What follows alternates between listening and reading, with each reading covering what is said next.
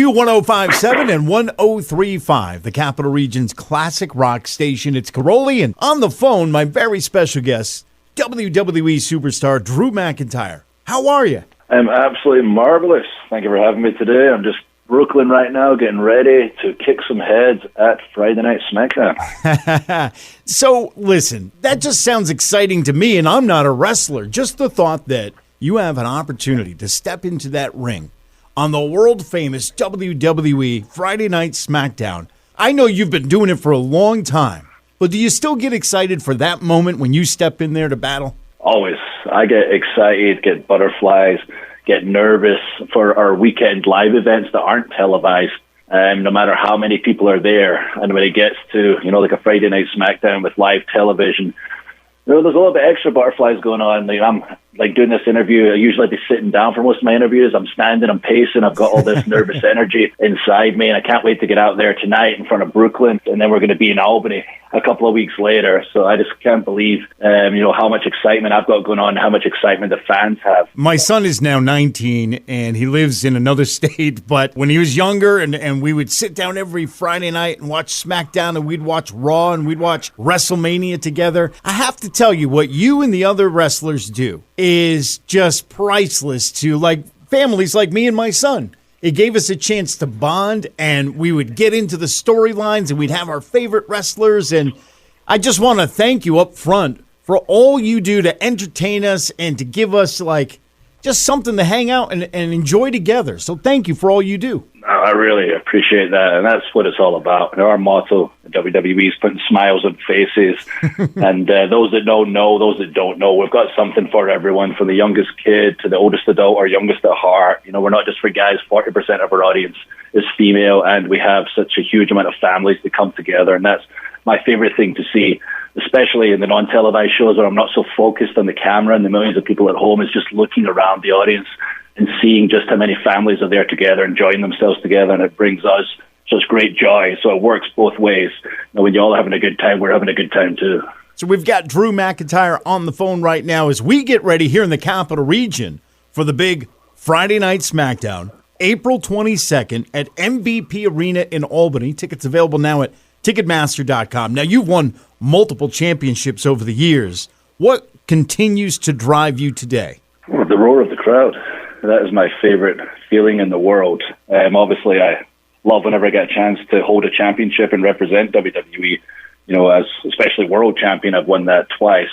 But I love just being part of the show. This was my dream since I was 6 years old, living in Scotland, a very small country. I was a big kid with a big dream, coming from Scotland, going to America, succeeding in WWE, and I would have been happy to be the water boy, to be quite frank, if I was involved in WWE in any capacity. And to know that I'm a featured act on the show every single week, still to this day, blows my mind. It will never get old to me. I'm still just a fan that took it too far, and I have to pinch myself every single week. How do you balance that WWE life with your personal life? Gotten better at it over the past few years. I used to be so blindly obsessed with my work that it just dominated my thoughts 24/7, and I found it hard to separate and disconnect, which for all those workaholics out there, I think you probably know is not the most healthy thing in the world, to strictly think about your work, and then even when you come home, you're not fully present.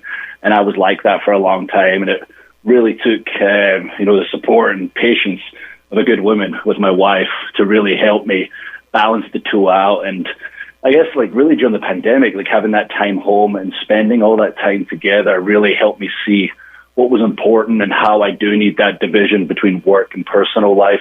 And I found that the more I was able to switch off, spend time with the wife and the cats on the couch and not think about work, it allowed my brain to process everything at work. So not only did I become more successful in my personal life, but professionally it helped me too. So everyone out there is giving everything to your job. Trust me, if you can step away for a minute, your brain will organize everything. You'll be successful in every area of your life. I could use that advice. I'm going to remember that. That's true. That's true. We're talking to Drew McIntyre of the WWE, getting ready for Friday Night SmackDown, April 22nd, MVP Arena, right here in Albany. For our last 60 seconds, I'm going to do kind of a rapid-fire thing where I ask you something, you answer. Then I ask you, I don't need to give you instructions. Are you ready? I'm ready. All right. What is your favorite movie? Terminator 2. What was the last vacation you took? What's a vacation? Right? What do you prefer, football or football? Football. The ball, you kick it with your feet. We call it soccer here. What was your very first car?